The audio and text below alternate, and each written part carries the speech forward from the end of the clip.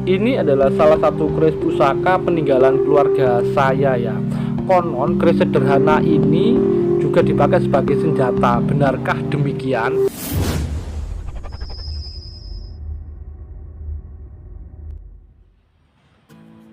Rahayu, Rahayu, Rahayu.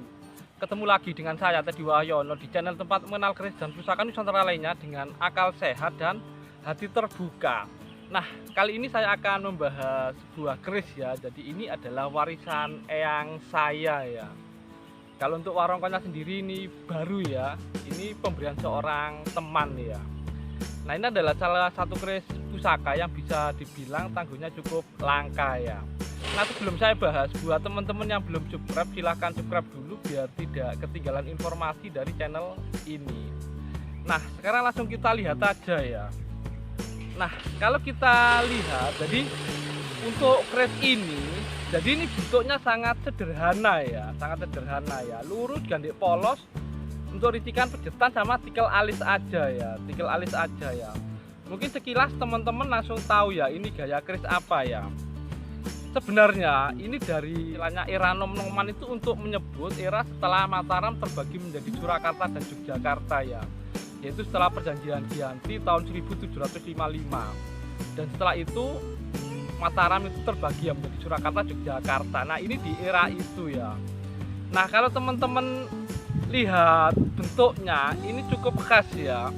Ini kalau materi memang sekilas kayak Madura ya, tapi ini ternyata bajanya cukup bagus ya, dan ini sangat tajam ya, dan memang beberapa orang ternyata ini adalah nangguh Ngadiboyo ya. Dan konon memang untuk Ngadiboyo sendiri atau yang di daerah Nganjuk itu empunya yang terkenal adalah Empu Adi dan Empu Moyo ya, Moyo Gadi ya.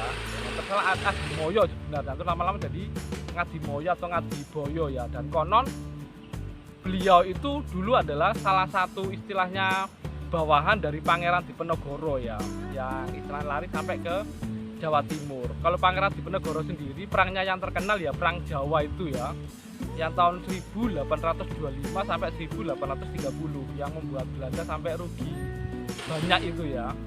Nah, ini adalah keris ini diperkirakan dari era itu ya, sekitar 1800-an lah, setelah perang Diponegoro ya, atau yang terkenal Ngadiboyo ya. Dan ini memang cukup khas ya, dan ini memang salah satu keris yang bisa dibilang kesukaan saya juga ya, dan ini memang selalu saya rawat ya. Ini saya cek rutin ya, hampir tiap bulan ya, dan selalu saya minyakin ya seperti ini ya, karena ini memang bisa dibilang memang bajanya itu cukup bagus, cukup keras ya. Karena khawatirnya kalau tidak terawat, kalau berkarat sedikit nanti akan ngerontep, buka yang bagian ini ada sedikit ya, sempat gak terawat itu ya.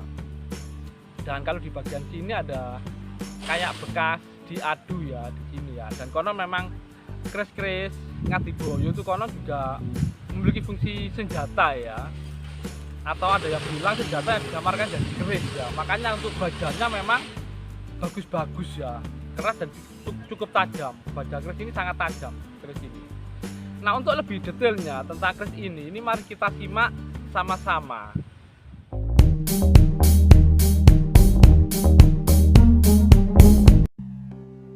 Nah, ini adalah warongkonya ya. Ini cukup sederhana ya, dari nyebut sandang walikat, tapi kebanyakan ini nyebutnya sebagai warongko kojongan ya.